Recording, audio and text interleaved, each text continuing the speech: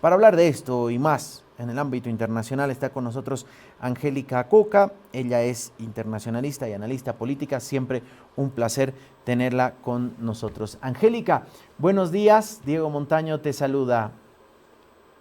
Muy buenos días, estimado Diego. Es un gusto estar nuevamente aquí en La Razón. Gracias, siempre un placer, Angélica.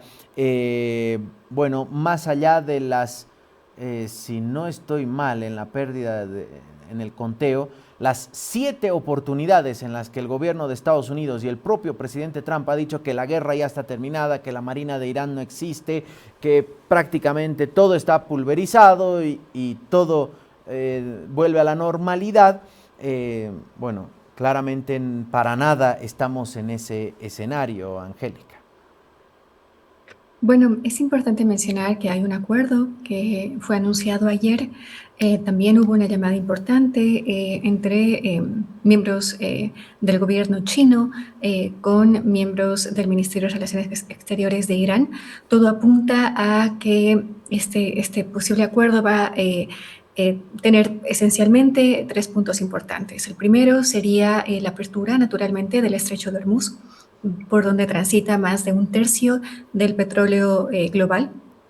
Número 2, las limitaciones o bien la eliminación de las sanciones impuestas por Estados Unidos hacia Irán, que ha sido un punto de tensión por muchos años y que ha de alguna manera puesto en conflicto la percepción respecto a este acuerdo para que no sea simplemente una lista de los puntos que quiere Estados Unidos o en este caso el gobierno de Trump, sino que también Irán pueda obtener algo importante resultados de estas negociaciones.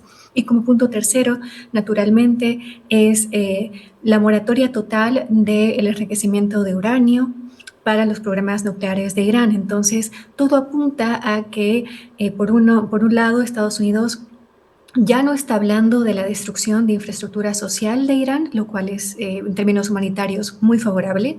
Tampoco está hablando sobre el plan de Freedom Project, que era básicamente liberar militarmente todos los, de alguna manera, los barcos con petróleo que estaban bloqueados en Hormuz. Eh, y de alguna manera, todo apunta a que va a haber un acuerdo rápido. Sin embargo, todavía no podemos cantar victoria, por así decirlo, en términos de la construcción de la paz en el Golfo, ¿no? Eh, el rol que ha jugado China en este último proceso se entiende ha sido crucial porque recibieron en Pekín hace un par de días al canciller iraní. Trump está ultimando detalles para la visita a su homólogo Xi Jinping. De hecho, aseguró que Xi Jinping fue bastante generoso porque no metió presión a Estados Unidos o al conflicto, no avivó, diríamos, el conflicto, porque en algún momento se creía que por la cercanía que existía con Irán podía tener un rol mucho más activo. Acá, si se logra esto, Angélica, sería un punto bastante grande para la política exterior china. Correcto. Hay que mencionar que China absorbe cerca del 40% del petróleo que sale del Golfo Pérsico. También China ha recibido casi un 80% del crudo iraní en los últimos años. Entonces, tanto Irán como los países del Golfo, en particular Arabia Saudita, entre otros, son socios importantes para China y viceversa.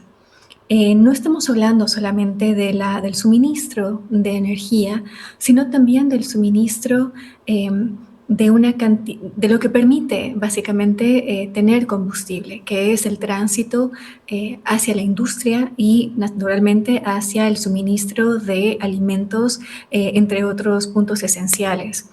Em, Hay que mencionar, sin embargo, que existe una nueva reestructuración, por así decirlo, de OPEC. Los Emiratos Árabes se están retirando. Eso es un momento histórico en cómo esta institución que básicamente controlaba eh, oferta y la demanda de alguna manera en términos de producción ahora se está reestructurando porque los Emiratos Árabes han decidido no participar más de OPEC. Entonces es un momento crucial, pero hay que tener en cuenta que prácticamente todas las regiones, hay una cumbre ahora de países de Asia, donde los países ASEAN, donde su principal punto de declaración es básicamente a raíz de la crisis de la guerra de Israel, Estados Unidos contra Irán. Hay un momento de coordinación regional importante, es decir, que la lección de esta guerra es que somos increíblemente dependientes de estos puntos geográficos estratégicos y que la cooperación regional y buscar la independencia energética se ha vuelto hoy el desafío más importante para todas las regiones del mundo. Este punto respecto a cómo se va reconfigurando y las consecuencias que más allá de los aspectos militares o de recursos gastados en este conflicto, lo que viene después de si finalmente se logra resolver, ¿de qué manera impacta que, por ejemplo, en la reorganización del mundo y de sus instituciones, como la Organización de Países Exportadores de Petróleo, la OPEP, y que Emiratos Árabes, que es uno de los grandes productores, se retire? No sé si tendrá un efecto contagio. ¿Esto qué quiere decir? ¿Qué va a ocurrir a partir de ahora? ¿Cómo se va a manejar el mundo? ¿Se creará otra institución? ¿O por dónde es tu análisis, Angélica? No creo que se vayan creando más instituciones. Sí creo que es un momento histórico importante, similar o tal vez de mayor magnitud, como fue el hecho que en el 2015 Estados Unidos haya pasado a ser uno de los mayores importadores de petróleo a ser uno de los mayores productores de petróleo gracias a la tecnología del fracking. Tal vez la tecnología de fracking y todo lo que permitió a Estados Unidos es el elemento de geopolítica estratégico más importante del legado de Barack Obama. Es decir, que Estados Unidos sí logró esta meta de convertirse en un país casi independiente de los países del Golfo respecto a su política energética. Y esto es algo que casi todos los países buscan tener. Veo que una de las consecuencias de estos conflictos es que ahora las regiones y los países van a buscar la autarquía energética, que es básicamente la fortaleza y no depender tanto de los suministros globales, lo cual es increíblemente difícil, dado que naturalmente el petróleo son recursos que están súper concentrados, ¿no? Veo que esa es una tendencia. Número dos es, y que me parece increíblemente importante, es la tendencia hacia renovables. Hay que mencionar, son puntos históricos en cuanto a la demanda, por ejemplo, de la energía solar. El hecho que China haya decidido tener metas en la construcción y en el desarrollo de la energía solar hace que sea cada vez más barata, ya que son increíblemente eficientes en términos de desarrollo industrial. Entonces es ahora mucho más barato que hace 10 años atrás pensar en tener municipios, en tener departamentos que dependan más de energías renovables como la solar. Naturalmente no se puede comparar en términos de eficiencia lo que hace en este caso la energía solar. Sí es efectiva para la generación de electricidad, pero en términos de transporte y en términos de industria hace falta un poco más de desarrollo. Veo que esa es una segunda tendencia importante. Sin embargo, queda claro que por más que exista un desarrollo digital, tecnológico importante, la lección de estos conflictos es que la geografía es casi todo. Estamos hablando de que el estrecho de Hormuz ha impactado casi todas las economías de los países a nivel mundial. Por ejemplo, la Unión Europea utiliza más de un gran porcentaje de su energía de gas natural de países del Golfo, como Qatar, ¿no? Entonces, gran parte de las regiones económicas fuertes son las que dependen de estos puntos geográficos importantes y naturalmente los mercados financieros. Entonces, creo que esas son las tendencias que estamos viendo en la actualidad. Después de este conflicto en el que si todo acaba ahora, aparentemente no hay ganadores ni perdedores, pero ¿en qué posición queda Occidente? ¿En qué posición queda Europa? ¿Y en qué posición queda Estados Unidos, que además de la gran cantidad de recursos económicos que implica un conflicto bélico, ha, por lo menos según la publicación de CNN, ha quedado con bases militares que tenía en el sector del Golfo muy dañadas, algunas ya casi inutilizables? ¿Es el gran derrotado? Creo que es importante pensar cómo esto ha impactado a los países del Golfo en primera instancia. Existe en este momento también el riesgo de nuevamente reactivar la crisis de misiles balísticos, que fue básicamente la respuesta de Irán frente a las acciones militares de Israel y Estados Unidos. Irán empezó a atacar a los países vecinos. Los países vecinos atacados por Irán no han respondido de la misma manera. Cuando analizamos el rol de Omán, por ejemplo, que es casi considerado como la Suiza en esta región del mundo, debido a que ellos observan y se han mantenido de alguna manera neutral, pero han trabajado inclusive en los acuerdos en el marco de Naciones Unidas hasta febrero, hasta que erupcionó el conflicto militar. El rol de Omán, el rol de Arabia Saudita, el rol de cantidad de países que antes los países de Emiratos Árabes, Arabia Saudita estaban alineados con Estados Unidos, de alguna manera intentando asegurarse en términos de seguridad.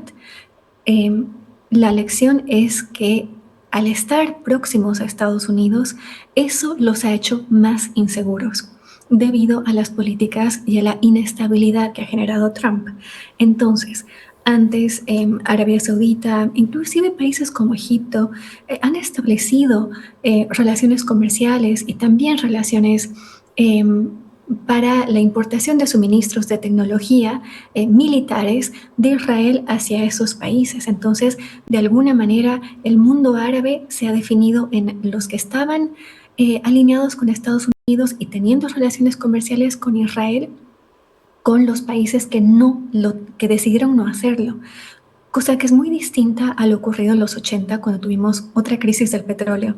Acá era básicamente la política anti-Israel, anti-Estados Unidos y utilizando la producción del petróleo y los precios del petróleo como una arma estratégica. Esta situación no es la actual. Varios países han decidido tener relaciones comerciales con Israel, alinearse con Estados Unidos y eso, ante la respuesta de Irán, los ha hecho mucho más inseguros. Irán no es nuevamente el protagonista completamente antagónico que los medios occidentales han insistido en que es. Históricamente, cuando revisamos los acuerdos, inclusive el acuerdo establecido por Barack Obama, notamos que Irán buscaba satisfacer lo que Estados Unidos le pedía. El acuerdo antinuclear, de alguna manera, que se tuvo en 2015 fue básicamente una política de tener mucha más transparencia, que miembros de agencias internacionales, incluidos miembros del gobierno de Estados Unidos, podían, en esta política de puertas abiertas, ingresar a los centros de producción nucleares de Irán y hacer inspecciones sin ni siquiera coordinarlas. Podían literalmente aparecerse y hacer inspecciones. Y esta política de confianza se estaba construyendo en esa época. Pero lo de ahora es básicamente entender que Irán ya no está disponible para lograr hacer todo lo que las agencias internacionales y Estados Unidos buscaban. Han entendido que Trump es genera mucha más inseguridad. Entonces ellos ahora están respondiendo militarmente y teniendo mucho más cuidado en términos de las negociaciones. Yo creo que Estados Unidos va a perder y que en realidad las agencias internacionales y el multilateralismo de alguna manera va a tener a un Irán mucho más hostil en términos de conversaciones nucleares que antes, ¿no? Entonces estamos en un mundo mucho más inseguro, mucho más volátil, y los países del Golfo que se alinearon con Estados Unidos de alguna manera han estado perdiendo en términos de seguridad. Angélica, muchas gracias. Siempre es un placer conversar contigo, ver un poquito más allá de lo que pasa en nuestros, mirarnos el ombligo y entender qué es lo que está ocurriendo al otro lado, que sin lugar a dudas nos afecta en mayor y menor grado y además asistiendo, como calificabas, un momento histórico, crucial, en el que se redibuja cómo vamos a convivir en esta casa grande llamada planeta de acá a los próximos años. Gracias, Angélica, un placer y un fuerte abrazo. El gusto es mío, un gusto. Hasta luego. Estuvo con nosotros Angélica Coca, internacionalista y analista política.